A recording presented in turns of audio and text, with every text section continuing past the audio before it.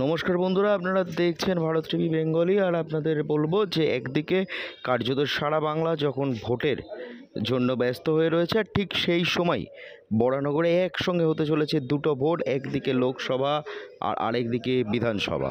আর এই দুটো ভোট নিয়েই যখন জল্পনার তুঙ্গে, ঠিক সেই সময় বাঙালির নতুন বছর বা শুভ নববর্ষ পালনে ব্যস্ত বরানগর তথা কলকাতার পরিচিত মুখ অজয় ঘোষ। তিনি একদিকে যেমন রাজনীতিক মানুষ, অন্যদিকে তিনি সমাজসেবকও বটে।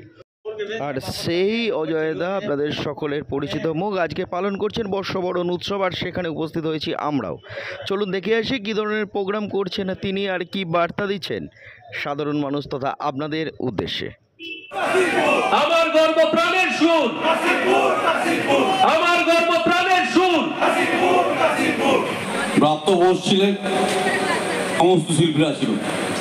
এবছর পয়লা বৈশাখী করার কথা ছিল, হঠাৎ করে আমার কানে আসলো, আমার সাধারণ সম্পাদক সৌরভ চ্যাটার্জি বলল। আমি কানাঘুষে শুনেছিলাম, এতটা জানতাম না।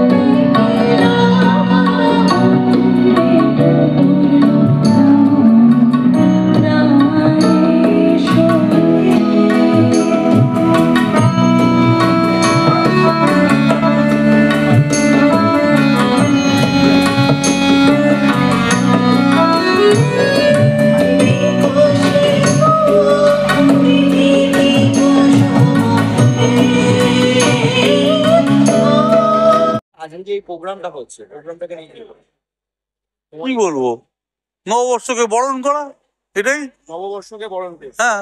আর আরেকদিকে তো বরানগরে একসঙ্গে দুটো ভোট হতে ছিল, ভোট নিয়ে কি বলবো? আজকের এই অনুষ্ঠান থেকে ভোট নিয়ে না বলাই ভালো। আজকের এই অনুষ্ঠানটা একটা অন্য এনভায়রনমেন্ট, অন্য জিনিস দিয়ে রয়েছে, এখানে রাজনীতির বাইরে থাকাই ভালো। কালকে বাঙালির সাধারণ মানুষকে শুভেচ্ছা বার্তা জানাবেন। সাধারণ মানুষকে বলবো, আমরা তো জয় বাংলায় বিশ্বাসী, জয় বাংলার চিন্তাধারাটা একটু প্রসারিত হোক, বাংলাটাকে একটু বেশি করে ভালোবাসুন, বাংলার উন্নয়নে পার্টিসিপেট করুন, যাতে সবাই মিলে এগিয়ে যেতে পারি। তাহলেই বাংলার লাভ হবে, বাংলার মানুষের লাভ হবে।